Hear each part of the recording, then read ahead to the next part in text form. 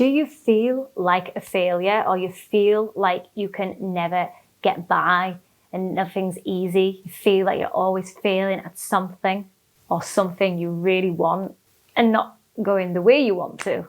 I totally understand.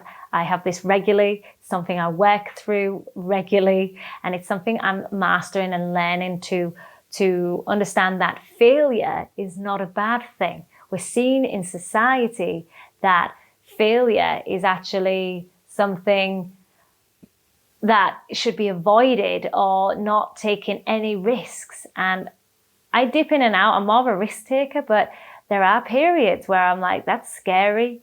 I don't want to do that. That's going to definitely sabotage everything else, and we stay stuck and stagnant. But what I've found is the more I fail, and you see from others, especially those that you look up to, the successful ones in your eyes, they have failed so many times, but they have learned, they've been conscious. That's why I teach the raw living foods and the mindfulness with meditation, because when we can see the lessons, we do learn from them. And we learn to do things maybe a little bit differently. But if we don't take those actions, then we're never going to learn something. Napoleon says, a person who never made a mistake never made anything. The only risk in life is to not take the risk. I really enjoyed the book called Feel the Fear and Do It Anyway. And it was really when I started to go traveling in my early 20s. It was by Susan Jeffers. And that really put me in my power of like, yeah, what's the worst that's going to happen? Like, truly think about what is the worst that can happen. And I like to live my life like that. So I have much more liberation, less attachments. For example, I kept getting knocked back from a particular job that I wanted, an industry, and every year it came up, that job. And for a few years, I didn't get it. And I was like, what is wrong with me? I started to doubt myself, my self-worth. But looking back now, hindsight, hey, I mean, how many times have you looked back in hindsight and gone, wow, thank goodness for that. But if you're not aware of it, you're not going to pick up. So now I'm much more like, okay, this is not happening to me. This is happening for me. Now I realize working in that job, I wouldn't be here in Thailand in the tropics, working for myself, not for anybody else. I'm not saying there's nothing wrong with that, but I have my own days, times to myself, flexibility, helping animals. So I wanted to be in the animal industry in full time. And that's what I was struggling to get into in a particular job. And now I'm like, it's on my own rules, my own hours. I'm helping animals, and I'm also helping in the wellness, which is another passion of mine. This is my work. They're both my passions, and I really want to help those who are struggling to lose the weight, struggling with addictions. And this is why I'm relating it to the failure side, because every time you slip up, if you're doing it mindlessly, you are never going to overcome those patterns, because we're not seeing the cues that's happening. So for example, I used to come home from work, I automatically went into the fridge and I was just wanting to eat. Didn't think about anything else, but it was a habit I created. From home, you go to the fridge. I was stressed. I was always stressed, like didn't really want to do the job that I was doing. So I'd come home and I would numb out, I would escape. And there's probably for you are doing the same. That's why you resonate with my videos, because there's something in you that resonates, that I go through. And before I thought I was the only person. I dealt with struggles, pain, grief, any uncomfortable emotion. I would deal with that with food. And that is actually most of society. We do it in some way, even if it's boredom. And there's not really truly boredom. It's just because you don't want to feel your feelings. Anyway, it's another thing. But what I was doing was sedating. I was numbing.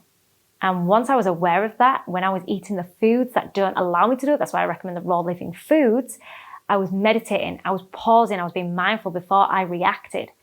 Now, it's like, now I understand why I'm doing it. Okay, I'm unhappy. My needs aren't met. There's something in that I found when I listened, when I finally listened to what I was feeling. I encourage you to start listening within deeply. Take the risk, but do it mindfully. When we're intentional and mindful, you are going to have the best, incredible life. Life's not all about those emotions that make us feel good. Life's about embracing all emotions. When we can accept that we are going to feel, because we're human beings living this temporary experience.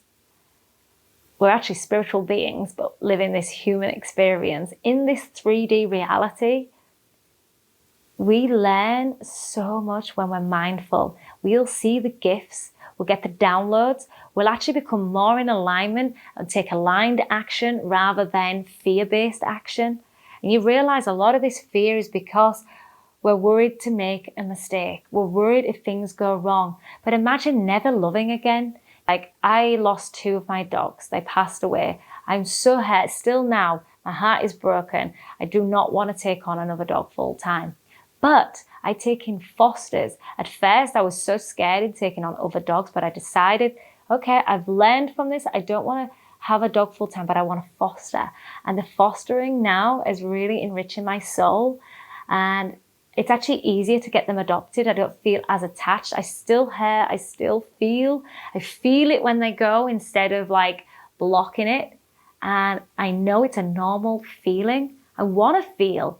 Feeling is we're showing empathy. If we can really empathize with others and ourselves, you can have deeper, better, fulfilling connections rather than just masking it away and just picking yourself back up.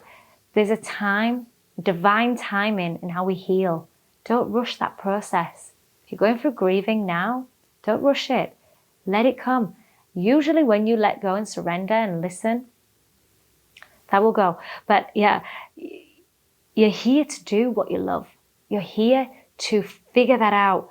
Figure what really lights you up. We can't do that by not taking those risks. Me coming to Thailand was a big risk. I had a few £1,000s in my purse, bank. That was it. And I brought 2 dogs with me. I was frightened. I had very little income coming in. I didn't know how all this was going to plan out. Now, if I know I could trust more instead of worry, that's something that is to be mastered. And master that. Master the surrendering, the letting go, just the trusting in the whole process.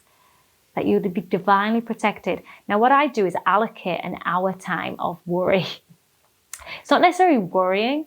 It's instead of it going on all day, I have a very structured day. I feel that that's the way I work best. But I also have moments in my day where it's in flow, in divinity of feminine flow. So I work with both of the masculine and the feminine, where I can just now allow myself to process what I'm feeling. Okay, why am I reacting like that? What am I doing? What's not in alignment? And then just surrender for whatever. If things need to get done, even if I just go full blown out, it's okay. I'm taking the risks so I can learn, so that I know how I can do things maybe a little bit differently. I've discovered these questions, and I believe they were from Marissa Peer. I feel that they are really important to help you discover where these fears are coming from, because majority of us are living in fear-based living, and it's about coming through to that love-based, where we can really move through our lives with much more love, grace, passion. Ask these questions, and I'll put them down there as well in the description box. But number 1 is, where did you get that belief? So also, when you've done these, put them visible somewhere so that you see them regularly, and also keep reflecting. I do these regularly, not necessarily every single night, but I do them at least once a month. Look at them and see where I've changed and I've grown in that particular belief. So say if you've got the belief of, I can never lose weight. Losing weight is difficult for me, or even addiction, like this addiction is never going to go. So where did you get that belief? So it could be because it's happened in the past and you've tried different things, different diets where you tried to lose weight, it's not worked, or you don't sustain it. So first of all, it's just acknowledging. Number 2, what does success look like to you? And this is different for everybody. But for me, you've got to really get into that feeling. What is success? To me, before, it used to be money. It was like, because I was always in poverty. Now, it's important, but I was always in poverty, or I didn't have enough. There was never, I lived the minimal lifestyle. I also embrace that because I do enjoy the liberation of minimalism, but I also have non-attachment. So if I have it, it's fine. I can let go. But I was always in scarcity. So if you've got a scarcity mindset in something, any of these beliefs are generally scarcity. Let's look at what does success look like to you. And for me, success now, obviously having the wealth come in because I can contribute and help others. But for me is expansion, is growth, is my spirituality, is those that are not having not my thoughts and feelings, not controlling my life. I don't want to be owned by these patterns, these self-sabotaging patterns that I was doing. So for me, food addiction was the biggest thing I needed to get over and what I wanted to work on. So what does it look like to you? What is success? What makes your heart sing? Something that doesn't feel like work, or it doesn't feel like it's a struggle. What do you need? Where's your needs not being met? But I want you to focus on what do you really need. So it could be X amount a month. It could be your partner giving you more attention. Or it could be, I want to go to the gym more, but I don't have the time. So what do you write those down? Number 3 is what's important to you. So for me, justice is really important. Like, I hate seeing animal cruelty. I hate seeing people struggling. So for me, I like to help people. It makes me feel good. So that, and I also ask, why am I doing this? So we all have stories.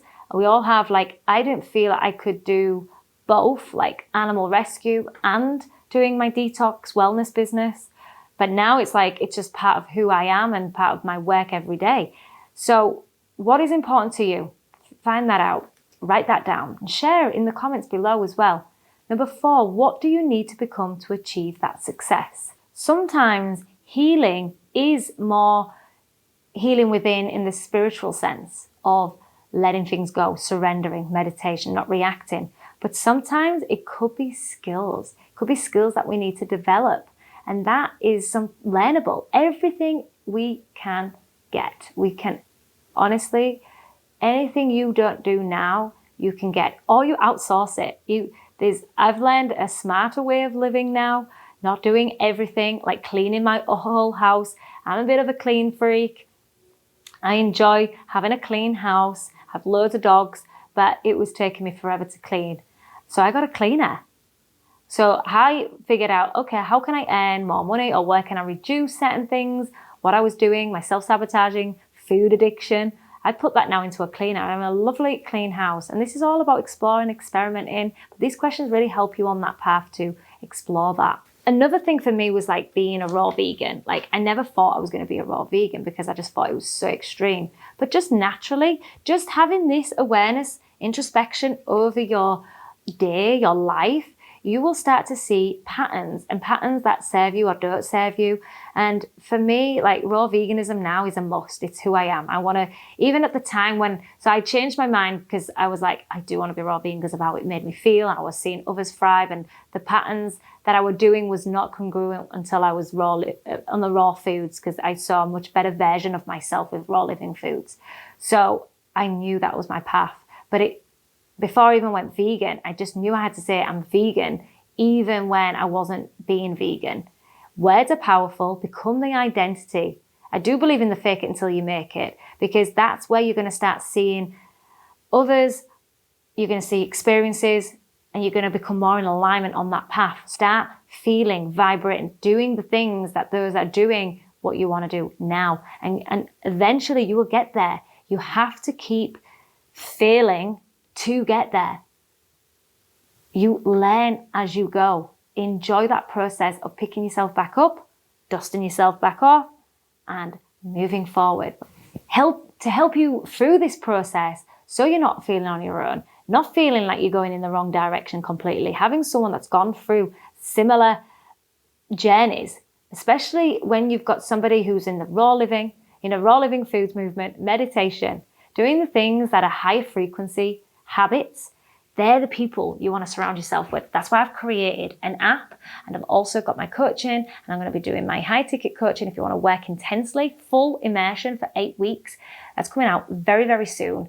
Do reach out to me if you want to process this. Join these groups, get the support, because we don't need to do this by ourselves. We can do this together.